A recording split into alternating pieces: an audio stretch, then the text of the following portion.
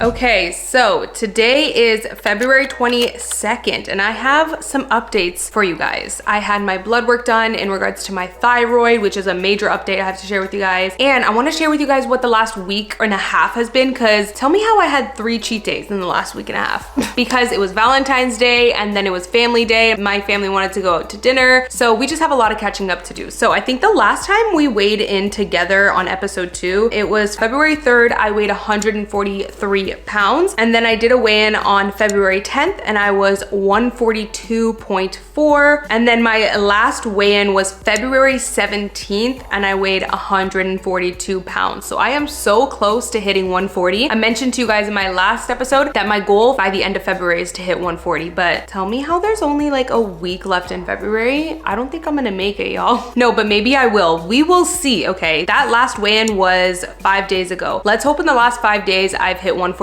and then by March 1st, I can hit the 140s. That's just like my goal. I like setting small little goals. I told you guys that last time, but we will weigh in 2 days. I'm gonna do a weigh-in to see what I lost this week, and let's see how that goes, because like I said to you guys, I had 3 cheat days in the last week and a half, and sometimes that just happens, but I'll definitely take accountability because, well, actually I only had 2 cheat days. So I had my usual cheat day. You guys know I shouldn't say cheat day, more like a cheat meal, because I don't make it a whole day thing. I just have usually like a meal, which is usually dinner. So I had my usual once a week cheat meal like I usually do on Saturday the 10th, and then 4 days later it was Valentine's Day. But I said to myself, I really didn't want to like have a full-on cheat meal for Valentine's Day. That was just like a decision I made. What I could have done was skip the cheat meal on Saturday and save it for Valentine's Day or whatever. Like, you really can make whatever decision suits you, but this is just me showing you guys that you can be flexible with your weight loss journey. Like, even though you have special events planned, you can decide what you want to do. You can decide if you want to make that a maintenance day, use that as a cheat meal, whatever, you know what I mean? So me and hubby decided to have an at-home date night once Kylo went to bed, because we didn't have any help that day, like no daycare or anything. So once we had a nice little family day, it was actually really fun. Went to the dollar store, Kylo picked out some stickers, blah, blah, blah. I'm not gonna ramble. That was really fun. But then after, once we put Kylo to bed, we had a little cheat meal and ordered in. I decided not to go crazy, but I definitely ate more calories. So I ended up eating about roughly 2,000 calories that day. So it was kind of like a maintenance day, which honestly I was happy with. I was actually really happy that I didn't have a full cheat meal, because a few days after that, February 19th, it was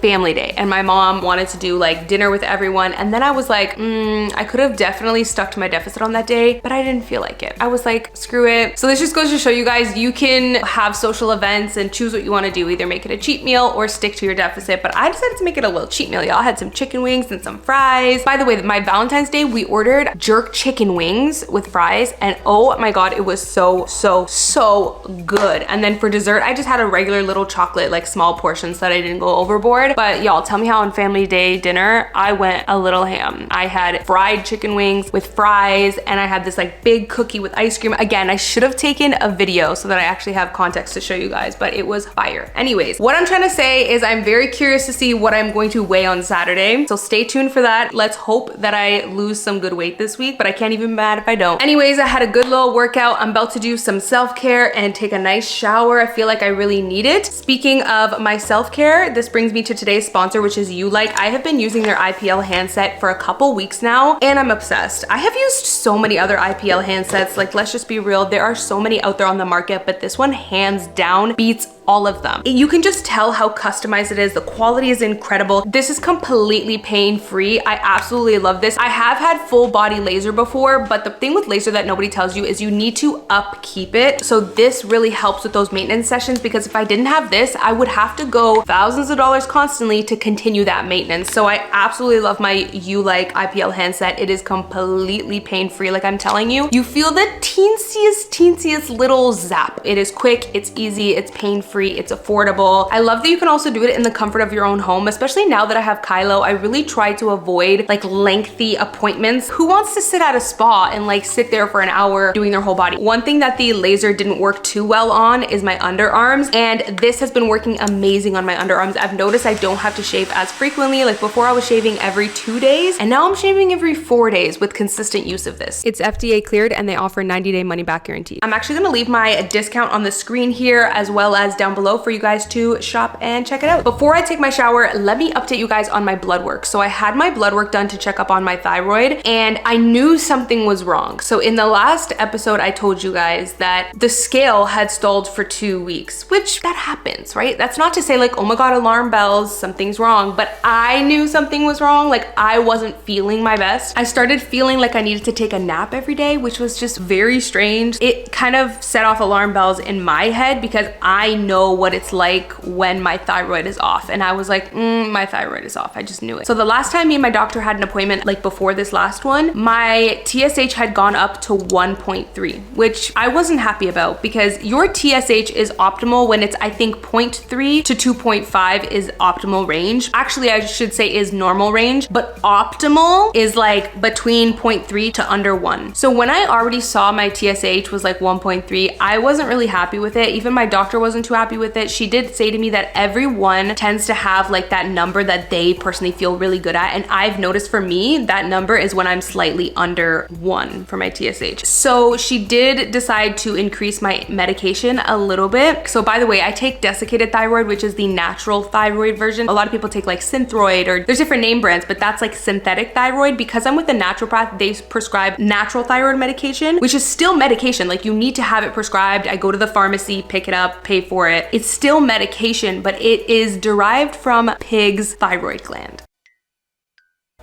So yes, I quite literally take a dried pig's thyroid gland every morning, but I'm happy with it because it is a natural alternative. And there's a lot of people that actually prefer the way they feel on the natural one. I think there's a lot of people that when they take the synthetic one, there's a lot of side effects. So anyways, one of the things with the natural one is they could only do like 30, 45, 60, like 15 increments, but my doctor wanted me to take 37 mg. So it was so awkward because I would have to cut my pill into 3s. Anyways, long story short, I didn't end up trying that short increase. I wanted to see if I could help my thyroid naturally by taking vitamin B supplements, because I had saw biologists on TikTok who had said that thyroid disorders stem from vitamin B deficiencies. When your thyroid is off and you have hypothyroidism, it's because you're vitamin B deficient. And oftentimes you can get off your medication completely if you just take vitamin B. And I was skeptical of it, but really like happy to hear that, because I would love to one day not need to take medication, which this all pertains to weight loss, by the way, because if you don't know, hypothyroidism really affects your energy levels, but not just that, your metabolism. So what I'm trying to say is it made sense that my weight was stalling for those 2 weeks. I thought that was strange because like I said, I was right in the beginning of the second part of my weight loss journey. And usually in the beginning of your weight loss journey, like the weight just be coming off like flies. And then in the middle to end, you know, sometimes you have those stalling periods. Your metabolism really slows down when your thyroid is off. Also makes sense why years ago I used to have such a hard time losing weight because my thyroid was totally off. But now I know I have hypothyroidism, take my medication, medication and everything is good, right? So anyways, I tried to take the vitamin B to see if I could supplement that so I wouldn't need that 37 mg. I would just stick to my 30 mg and then take the vitamin B to like give my thyroid the rest of what it needed. I tried to do that and it didn't work, y'all. I had such high hopes, but it did not work. Why? Because I was still feeling so low energy. I actually was feeling worse than I was feeling before. And I'm like, what is happening? Like, what is going on? So on January 30th, I went and had my blood work done to check up on my thyroid because at this point I had known like something is up. I'm actually starting to feel worse than I even was a month or two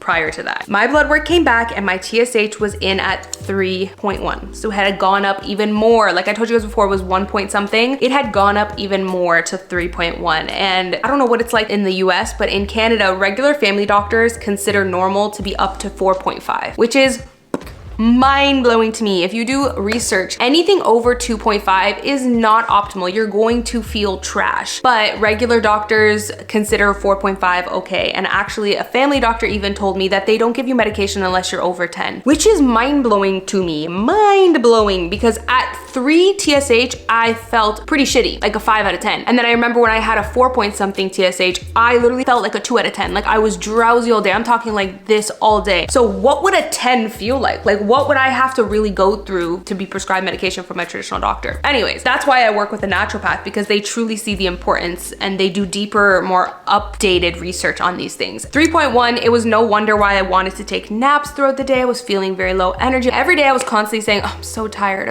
and yawning. So that made a lot of sense. So right away I had a video call appointment with my doctor and she prescribed me 45 mg now. So that just, I know it does well for me, but at the same time I understand my doctor didn't want to increase it too quickly before, just in case, you know, something would happen, because I had that in the past where my medication was too high and I had to go in the hospital because I literally couldn't breathe. So I understand she was being cautious. So now I am on 45 mg and hallelujah, y'all. Let me tell you, I feel like myself again. Like I don't go throughout the day saying I'm so tired anymore. Like I just feel good. I have energy. Even after I put Kylo to bed, like I'm tired after I put Kylo to bed. Every mom will tell you that at the end of the day, you are like donezo, right? But I still feel like decent, like pretty good, which is shocking. Before, oh my God, after I put Kylo to bed, I literally was on the couch like dead, like literally dead, where now I still have a little bit of energy after. So I feel amazing on the 45 mg. Anyways, I feel so much better. And I noticed my weight loss is on a good track now. And that's because my thyroid is in a healthy place now. I'm assuming, at least based on how I feel. I will have my blood work done in a few weeks from now, probably around May, to see how I am on this 45 mg. So anyways, this was very long-winded, but I wanted to give you guys an update on my thyroid because there's more to weight loss than just calorie deficit, although that's like the basic scientific equation of weight loss. Sometimes there's other underlying health issues. Anyways, I feel back on track and I am ready to go, ready to burn this weight and lose this fat, honey, because my thyroid is on point now. But yeah, I just feel really good. My energy levels are good. Also later, I'm gonna show you guys what supplements I'm currently taking because there is something that has helped my mood tremendously, like tremendously. We'll talk about it later. Let's make some homemade bread. So I have been doing this for a couple months now. I honestly rarely buy bread from the store anymore unless I'm just in a rush and I know I won't be able to make homemade bread that week. But yeah, I've been making it myself just because of how much more minimal the ingredients are. Almost every bread at the store literally has so much added to it, like seed oils, gums, fillers, preservatives, and it's so unnecessary because bread only needs a couple ingredients: milk, flour, eggs, butter. Like it really only needs a couple ingredients. So I'm gonna be making cinnamon raisin bread, which I've shown you guys before, but that's kind of just like my staple that I make because, fun fact, I'm actually not a bread person, but my husband and Kylo love bread and they love cinnamon raisin. So that's just why I always make this one. But I actually have this milk right here, expires today. So I was like, oh, let me make some bread with it so that I can use it before it goes bad. I've really been trying to be very mindful to not waste food. I mean, just in general, it's important, but especially in this economy, like we ain't playing. I'm not wasting no milk. I'm gonna make some bread. Also, I've mentioned this before, but cutting out seed oils completely has helped me so much. I noticed that I lose weight at a better pace now, except when my thyroid was kind of messed up. But just in general, seed oils can cause a lot of inflammation and gut health. So if you're noticing you don't feel good, like you feel sluggish, it's harder for you to lose weight, try cutting out seed oils. They cause inflammation. They're really bad for your health and for your gut. So this is one way that, like I said, I like to make my own homemade bread because almost all bread at the grocery stores has seed oils. And if it doesn't have seed oils, then it has gums in it and just so much crap. So the less ingredients you consume, the healthier your body's gonna be, the better you're gonna feel, the easier it's gonna be for you to lose weight. So let's make some homemade bread. By the way, that chunkiness you guys see, that is not because the milk is going bad. That's because this is actually buffalo milk, which is very high in fat, which is amazing for you. So that is actually just all of the fat and cream that has risen to the top.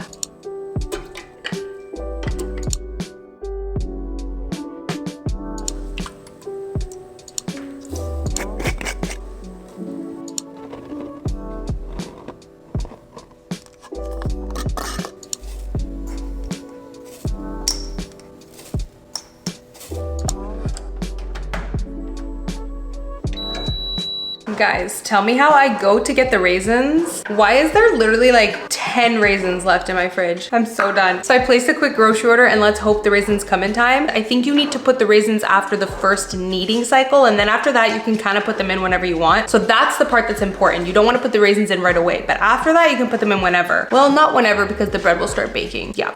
The machine basically tells you when to put it in. It'll beep and then you put it into the little fruit and nut dispenser thing. So let's just hope your girl has some raisins that come in time. If the raisins don't come in time, then I'm thinking of just mixing the raisins with some dates that I have in the fridge and just improvising. We'll see. How easy was that? Like, I'm telling you, making your own bread at home, it might sound intimidating, but as long as you have a bread maker machine, it is so easy. The hardest part of the whole process is remembering to take out the milk, the egg, and the butter ahead of time so that it cools down to room temperature, because that is important. I've tried in the past, like if I was rushing and I forgot to take it out ahead of time, I've tried to put cold butter in there or cold milk. It messes up the recipe. Like, I'm telling you, making homemade bread is so easy as long as you just invest in a good bread maker, a really good one. This one is amazing, like amazing. It's very easy to use. You put all your ingredients in at once. It'll tell you when to put in the raisins. It does cost a decent amount because it is such a good machine. I think it's like $200, $300. I don't know how much it is US or Canadian, but it's right around there. So it's a little bit of an investment. But to me, if you know you're gonna like stop buying bread at the store, this is way cheaper to make your own bread. It sounds like it's a lot of money at first, but if you're buying constantly $6, $10 bags of bread, especially the healthy ones, you can make way healthier ones at home cheaper. Okay, as y'all can tell, I still have not showered, and that's because I have to cook some dinner. So I'm like, you know what, let me cook dinner first and then I will shower. And I'm just waiting for these groceries to get delivered because I'm missing one thing and I feel like it's important. Onion. Like, this recipe I'm actually gonna make today. I'm gonna cook some dinner for you guys. We're gonna make Portuguese style chicken in the oven. Like, I don't know, this is just how I grew up eating it, how my mom used to make it, and it's so nostalgic, it's so tasty and so yummy. So we're gonna make Portuguese chicken today. But while I wait for the groceries, I wanted to pop on the camera because I always get asked this question, is like, when do I plan on having baby number 2? Especially because right now I'm obviously trying to hit my goal weight. So let's talk about baby number 2. Now that I have one, I kind of feel like once you have one baby, you're never gonna have just one baby again. So if there's any baby that I would rather a larger age gap between, it would be between the first and the second, because I feel like you're never gonna get that time with your first again. Whereas when you add a second, it's like adding a third is like, I don't know if you guys know what I mean.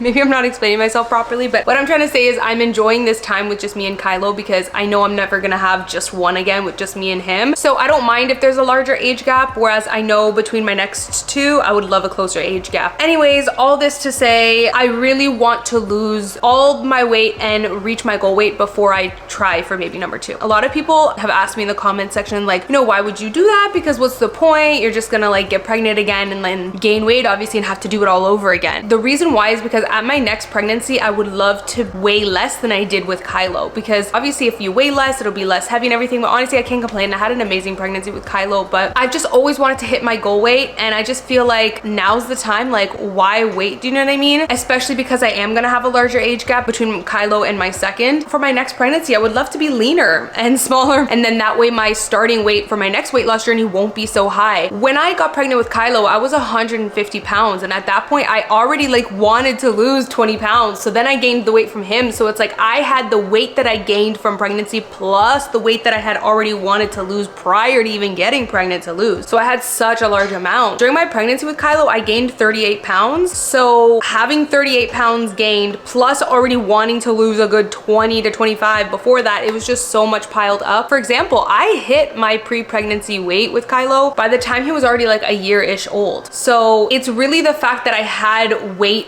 before I even got pregnant piled up that I'm still here trying to lose weight. You know what I mean? I feel like your postpartum weight loss journey is definitely easier when you start at the weight that you like versus when you're already at a weight where you want to lose weight and it's just like all piled up. So I would rather it just not be all piled up. But in terms of exactly what I'm gonna try for baby number 2, I don't know exactly, but I'm definitely just starting to like ponder it because Kylo is turning 2 in May. But I definitely want to hit this goal weight first, and that's why this journey is, by the way, the bread machine maker is going. I hope that's not annoying you guys, but that's why this journey is so important to me because I'm putting myself first before I have a second. So I just would really love to hit my goal weight by like July, but I feel like that's a close call. It's probably going to be closer to August, but I feel like if I stick to it, especially summer's coming up, and whenever summer and spring is here, like I be getting a good 15,000 steps a day. Because with Kylo, I remembered I wanted to lose the weight first, and I was losing a little bit of weight. I actually weighed like 160 at one point, and I had went down to 150 before getting pregnant with Kylo, but the baby fever just took over and I was like, oh, screw it, I'll just lose the weight after. So here I am. So definitely stick along with my journey to see if I can hit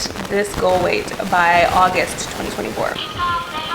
I accidentally hit the button on Kylo's, let me not press it again, Kylo's little school bus that was sitting on the counter with my tripod. But anyways, I put the like raisins that I had, the like 10 little raisins that I had in the little thing because I realized that it's actually automatic. So you just put the raisins in there and it'll open when the bread machine's ready for it. So I just put it in there and I'm like, oh my God, I just realized right now that the bread has started baking. Come aboard. Can you shut up? So this bread is gonna have like 10 raisins in it. So I should have put some dates in there. I didn't know that I didn't have like that much time left. Anyways, this bread is gonna have like a good 10 raisins, 1 per slice. Okay, so let's cook Portuguese style chicken. When it comes to like specific food from specific cultures, people get real like, that's not how you do it. My mom does it this way. Oh, my grandma does.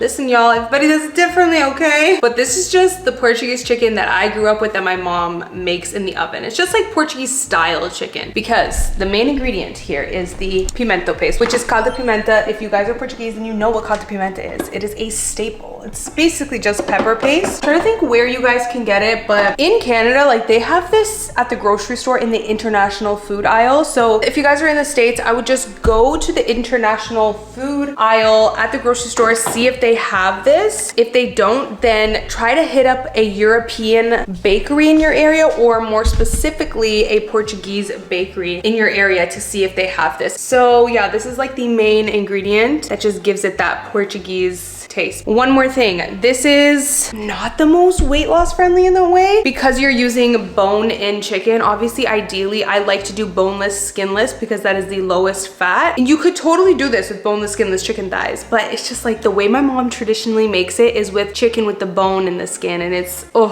to die for. So I definitely just make room in my deficit for it. Like I said, it's a little bit higher calorie, so what I will do is just have a little bit less rice and have like more of a salad with it, but I make the room for it. It's not like crazy or anything, but you guys know bone in and skin on chicken is just higher, so I'm making it work because it just tastes so damn good. First thing you need is a glass dish. I like to use glass because it's completely non-toxic. I don't like to use non-stick, so glass is a great option for this. I'm actually gonna start preheating my oven to roast on 450. So the amount of water that you put in, it's going to really depend on like the size of your dish. Basically, you don't want the liquid to be too high where it's covering the chicken because then your chicken won't get browned. So I always just eyeball this. This is okay for now. I'll probably need to add a little bit more and I'll just add as I go. Once I add the chicken, I'll see where the liquid lays. This is an extra large spoon. It is not an actual tablespoon, so keep this in mind. I'm using 2 large spoons of pimento paste. And honestly, I think I'm gonna do 2.5. Hella garlic. This is where I would add chopped onions. I love big chunks of onions because then as it cooks at the end of the meal, you can just have a bunch of onions on the side of your dish. But the groceries still haven't gotten delivered yet. So once they do, I'll chop it up and add it after. A little bit more. Who am I kidding? I still put onion powder, even though I'm gonna put chopped onions, still put onion powder. This is just butter. You don't need to worry about it being melted because it's going to melt after. I'm not gonna add too much. I'm not trying to make it too hefty. Any white wine that you have will do. I don't measure this, I just kind of, some nice little pour. some beer. Usually just about half of the beer. And that's why you don't want to add too much water at first, because you're still gonna add beer and wine, so there's gonna be more liquid. And like I said, you don't want the liquid to cover the chicken. Mix everything up. Not my label being jaggedy. Salt. You have to put a decent amount of salt because you have to remember all that water you put. I know this is weird, but I always give it the little sniff test to see if it needs more salt or pepper. This is fire, but maybe just a little bit of more pepper. And this is your marinade, or muil, as we like to call it in Portuguese. And then just put in your chicken. Like I said, you can put whatever chicken you want, but the bone in and skin in is gonna be the most tasty for this dish. I'm using little chicken wings because my mom does that all the time and I love it. It just gives me nostalgic vibes. Give it a good mix. Groceries are here, just in time.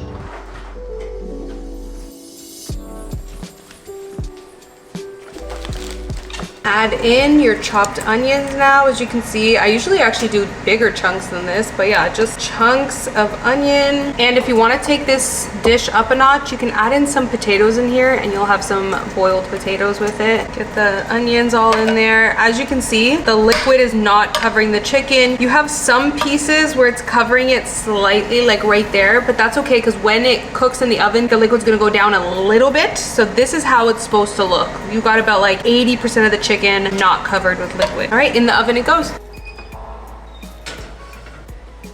Okay, now let's make some rice. Last time I made this dish, I actually sauteed garlic and onion with some of the caldo pimenta, the pimento paste, and then did basmati rice, and that was so good. It turned out like a very Portuguese style red rice, and it was just really good. But traditionally, like when my mom makes this meal, she pairs it with just plain white rice. Well, plain-ish, like she adds butter, garlic, and onion, and it just, ooh, it's so savory and good. This Portuguese chicken does pair the best with some white rice. So I feel like today I'm gonna make some white rice, but a little nice spin on white rice. We are gonna saute some garlic and onion in butter, and it's gonna be fire. But obviously, y'all know I'm on a calorie deficit. I'm not gonna put too much butter, but a little bit is not gonna kill, especially when you break it into like different servings. It's barely gonna add anything. So this is something I didn't realize you could do with your Instant Pot. I usually just use this for rice. It's simple as that. But my sister-in-law, my husband's sister, is actually the one that showed me you can saute in this as well before you do the cooking. And I'm like, wow, that is fire. So all I'm gonna do is add in a little bit of butter, just a little bit. What is this? Like roughly a tablespoon. And you wanna press the saute function. It's gonna get nice and hot. Drop that in there. Add in your onion as soon as the butter starts bubbling.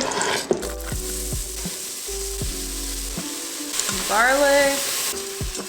I added just a tiny bit more butter. So you definitely want to let that sit and kind of brown up a bit. And then once it browns up, we will add the rice. Whew, it is sizzling, y'all. Now when it's like halfway sauteed, now you want to add in your rice, because now you're going to toast your rice. It's going to get nice and like sauteed and toasty, and it just adds such a nice flavor profile to it. Don't want to let it burn, so you want to constantly check the bottom. Once that's been toasting for like 2 to 3 minutes-ish, you can add in your water. I did 1.5 cups of rice, so I'm doing 2 cups of water. That's just how I like it, because I'm not a fan of like very moist rice. I kind of like drier rice that's really separated, and you know, add in your salt, black pepper, just a little bit of this, not a lot. So now you want to put the lid on, seal it, and then now is when you will press the rice, and that's it. It'll do its thing and cook the rice. Okay, chicken has been in the oven for about 20 minutes, so now you're just gonna stir it around, flip it over, then put it in for another 15.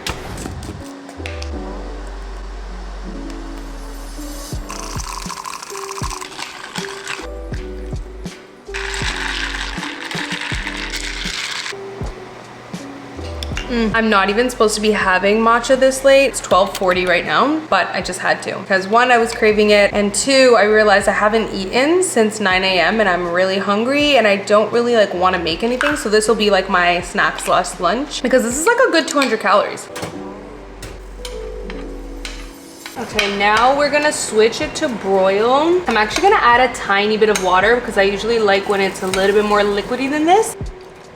Just a little bit, mix it all up. All right, flip your chicken over. And now you're gonna switch the oven over to broil and let it get browned for about 5-ish minutes. Whenever I do this part, I just keep a close eye on the chicken because I don't want it to burn. That is what I'm talking about right there. So now I'm just gonna flip it over. And then I will put it on broil for another 5 minutes so the other side can get brown. All done. Look how good that looks. We have Portuguese style chicken. And I'll show you guys later how it looks plated when I eat it for dinner. Let's check out how this rice turned out. You have some white rice, but it just has that nice flavor profile since you sauteed the garlic and onion and toasted the rice. It literally smells incredible.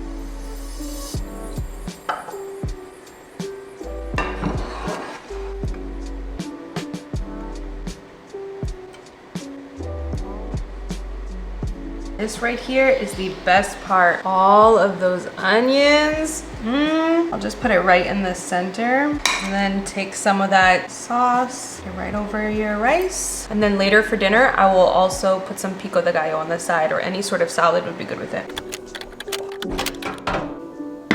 Okay, so I finally took my shower and I feel so good right now. But I wanted to show you guys what supplements I take on a daily basis. I've kind of narrowed it down now. I used to take a ton because me and my naturopath were working together to see like what was working for me versus what wasn't. But let me tell you, there's been a new addition, and this right here is amazing for your mood. This is ashwagandha, and I was taking ashwagandha in combination with inositol last summer and I was feeling amazing. So I mentioned to you guys before, I think in one of my vlogs, that in general, I just always thought that I was like a moody person, which I am probably a moody person. It's probably my personality, but I was just super moody all the time. And it's crazy because you kind of claim these things as like your personality trait, right? But then you realize, no, maybe something's just off with my hormones. Anyways, I started taking inositol and ashwagandha and my moods were so much better. And I also noticed that my period symptoms had almost completely gone away. So every time, like a week before my period, I would get the biggest mood swings. Like that whole week before my period, I would be the worst person to deal with, so impatient, so easily irritated, just on the edge. And I always thought that was normal. And then my naturopath was like, no, that ain't normal. So I started inositol and ashwagandha. But then me and my naturopath were trying to see like what I could take away from the supplements that I was taking so that I didn't have to take so many without sacrificing obviously how good I felt, just to play around and see what worked, what I needed and what I really didn't need. So I took away ashwagandha and I stuck with my inositol, and it was good for about a month or so. And then I started noticing that I was getting those mood swings again before my period, and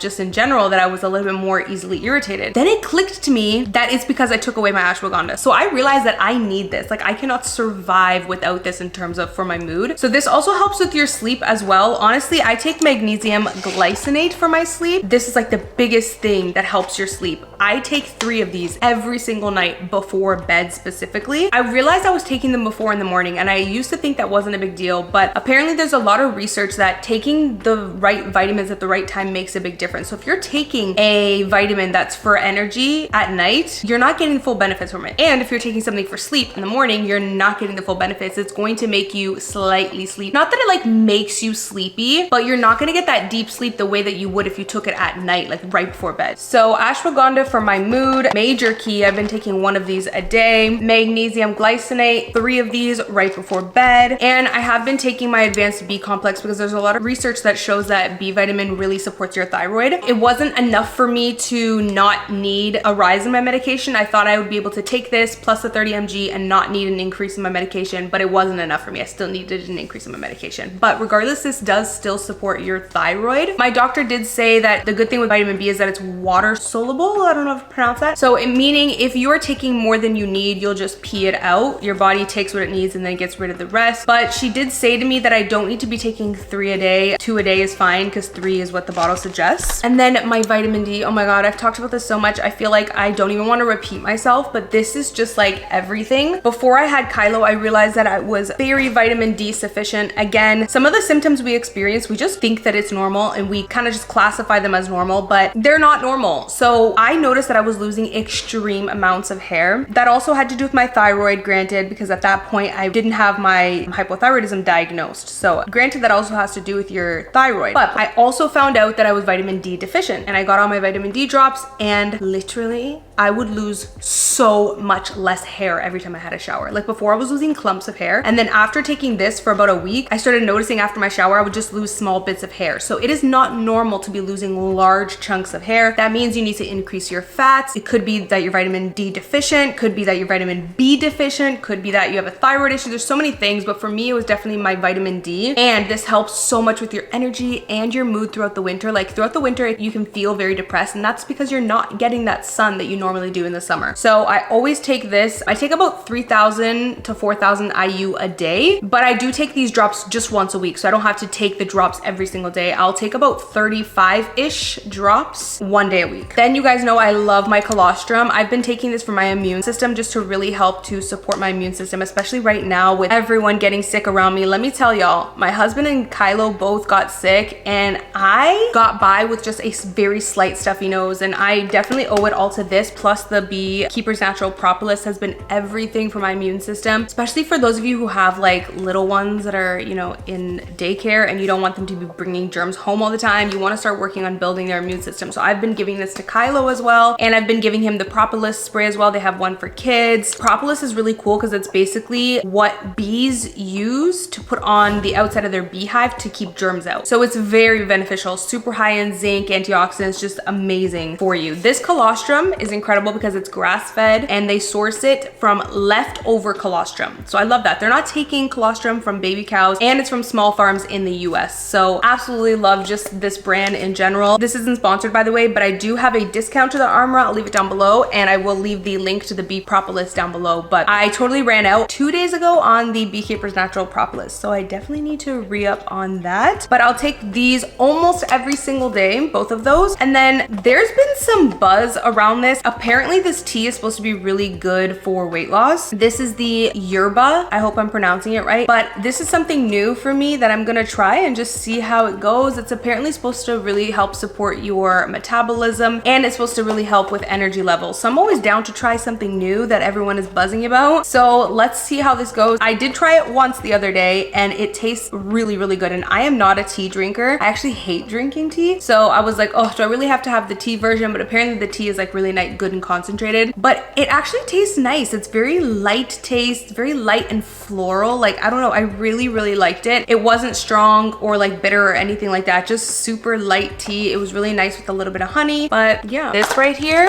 I cannot live without. Like, I used to take vitamins for granted before. And this is another thing. A lot of the times people will just take a multivitamin because they're like, oh, all in one, let me just take that. But the problem with multivitamins is that they are all in one and they can't fit too much of one vitamin in one little cap. So you end up getting a small amount of a bunch of different vitamins, and it really doesn't benefit you much. Whereas you can pinpoint what your issues are and then pinpoint which vitamins help those specific issues that you have, and you will be way better off doing that. When I used to take a multivitamin, I didn't notice too much of a difference, so it never motivated me to continue on it. But now that I take vitamins for specific things, as soon as I started doing this and then I got kind of lazy and stopped for a few days, oh my God, I felt the effects. Like, you will feel the changes that taking specific vitamins for specific things and how much it helps you. And when you feel those changes, you will not want to stop taking your vitamins. I'm addicted to my vitamins in the sense where, like, I don't want to go without them because I know that my body needs them for optimal health. You know what I mean? Unless you have a perfect diet where you're like hitting the nail on the head with every little thing that you need in terms of like sourcing it from foods, which I feel like is extremely hard anyway. I mean, especially ashwagandha is an herb, so it's like you're not really gonna get that from food. So I need my vitamins. One little raisin on top. Even though there was only 10 in the whole loaf. If you plan on making your own homemade bread, I definitely recommend investing in your own bread knife. It has to specifically be a bread knife because other knives, you're not gonna get that good cut. Nobody likes the ends of a loaf, so I always do a nice skinny cut so I'm not wasting bread. One little raisin. Look at that. Perfection. And it was incredibly easy. Like, I love this bread maker machine. I'm actually gonna cut a few slices and give it to my mom when she drops Kylo off today.